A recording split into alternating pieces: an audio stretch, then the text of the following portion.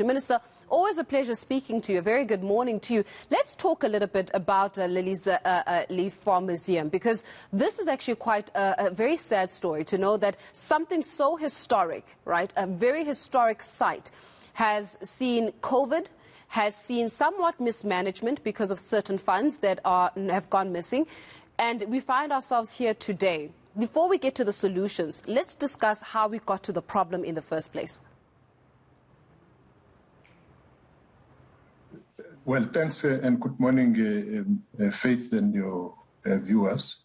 We got to this stage because of the lapse in governance. That's in short. The forensic report, which I'm certain that the board will share with you because they shared it with us, is very clear on that the lapses in governance were the cause for this, the lack of checks and balances, and the whole management of Liliesleaf. And unfortunately, that then affected other people like tourists and people who would want to visit the place. It affected employees and so on. Yeah. So for us, we are at the point where we been able to persuade the National Treasury to approve this 7 million. But what we are saying is that we are going to be very rigid about it going forward, and we want the board to give us a clear way, working with them, of course, of ensuring that these funds help the workers there, but also it helps in the process. As you know, we've announced that we're in the process of ensuring economic sustainability and recovery of the sector. And heritage is one of them. Yeah, Minister, let's talk a little bit about the board. The board that currently sits there with the Liliesleaf Farm Museum, is it the same board that was there in 2015 when the 8 million rand that was allocated for refurbishments to Liliesleaf were given, and that did not take place? Are we working with the same board, or have we had a changeover in boards?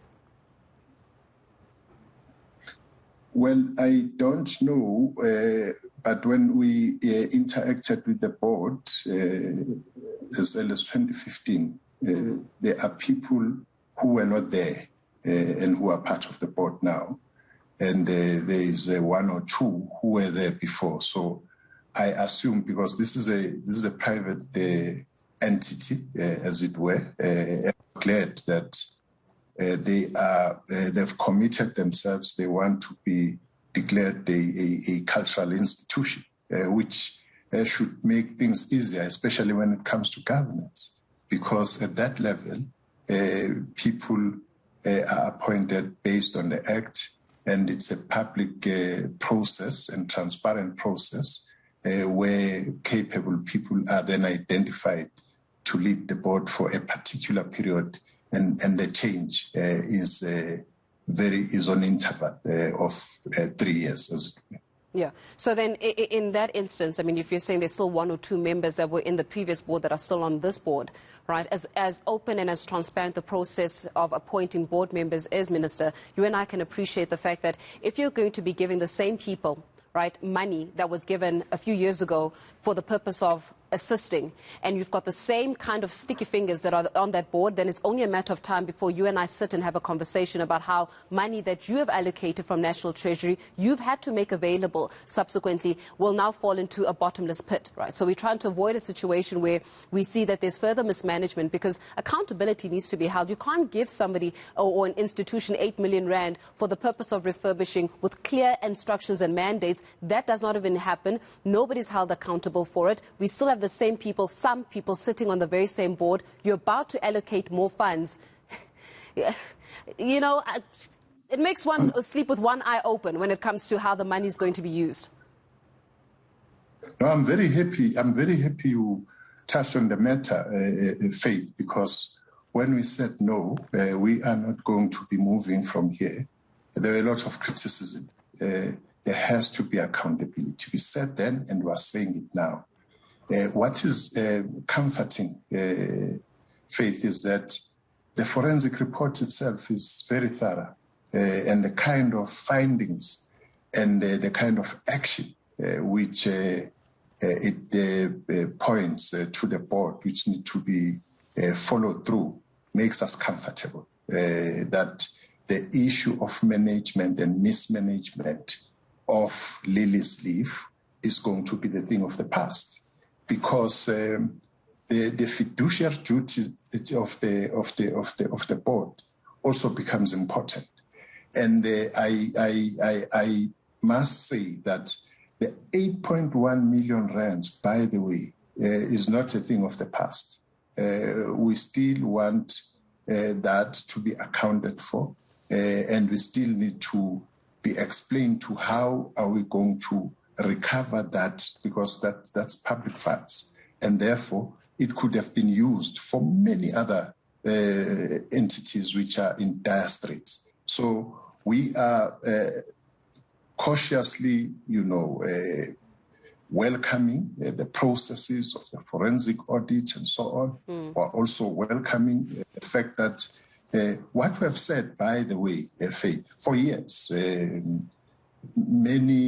my predecessors who were ministers of culture, arts and culture then, have said, because of this is a quintessential heritage site, it therefore needed to be declared a public institution. Yeah. But there's been resistance in the past. Now I'm happy that the sanity has prevailed. It's going to be a public entity, and we won't have this fiasco which we have had. Yeah, I mean, in that instance, I mean, even making public, right, the findings of this report so that people actually understand exactly what has led to the subsequent mess. I mean, as I said, if we're going to say that 8 million rand has been mismanaged, I think sometimes we need to call it what it is, Minister, and that is theft. 8 million rand that you have allocated for the purpose of refurbishing, for the purpose of actually assisting South Africans to know about their history and the significant role that Liliesleaf Farm played, was robbed of the people of South Africa because people decided to rather fill their pockets as opposed to serving the greater community. It's theft, right? So in that instance then, what is to be done by making sure that this report is public, and have they been given any indication or any indication given on behalf of the Board of Trustees in terms of when will the public exactly know about this and find out exactly what this report actually says, just in the interest of the public? Because again, you're right, it's a significant part of our history. We should all feel very protective over this Liliesleaf Farm. Well, I'm glad that you and I suppose you will be inviting the board, because remember, Liliesleaf still remain a private entity until such process that they become a public. So if you could invite, the board, so that they are able to explain to you what really happened and how are they going to share this report with the public, because it is in the public interest, even though they have not been declared a public entity or institution currently. We need to emphasize this point because, what the findings point to the fact that, as we said, there was a breach of the memorandum of understanding between the department and Liliesleaf Farm. The funds they were given were to upgrade the exhibition site, which is a very important site of any heritage institution. But that was used for operational purposes, very much against what the MOU says, and also not being given a go-ahead to do that. And that breach is very problematic, because it's the one which led us where we are today. And this unfortunate situation, having to visit people who are employees, who are, this thing is not of their own making, but the management at the key level of the site itself is the one which is pointed at by the forensic report. And we are saying, and we've said to the board, that we are not going to be complying fully with them if they don't follow through what the forensic report findings say they must do, because there are things they need to do. So I hope that you'll invite the board. Yeah. So but bring that us into your confidence, Minister. Things like what? What must they do? Come again? I'm saying bring us into your confidence a little bit here. So what is the board supposed to do as per these reports, as per the recommendations? Well, part of what they need to do, which is big for us, and I'm not going to be speaking for them, Faith, here, is that heads must roll, and they point to where heads must roll, where actually the problem is at the level of management of Liliesleaf Farm. And other issues questioning how the board itself exercises fiduciary duties within the institution itself and so on. So I'm saying we are comforted by the findings of the forensic report, because it's very fair, it's very direct, it's clear that it identified the real problem, which we've always said when this problem of 8 million rands went to where it was not supposed to. So from that point of view, we are comforted that it wasn't just a whitewash process. Yeah, Minister, it's so much to talk about with this, but I really am. I'm hoping that the new brooms, added on to the old brooms, will actually sweep clean, and that we don't find ourselves in a situation where there's further mismanagement of the money that you are giving them now to bail them out. But just out of interest, when will that money be made available to them? Is it immediately? Is it at the end of the year? Well, the money is available, I would say, immediately, Faith, but we have to pass certain hurdles. We have preconditions for that on the 6th. Or later, 16th, I think,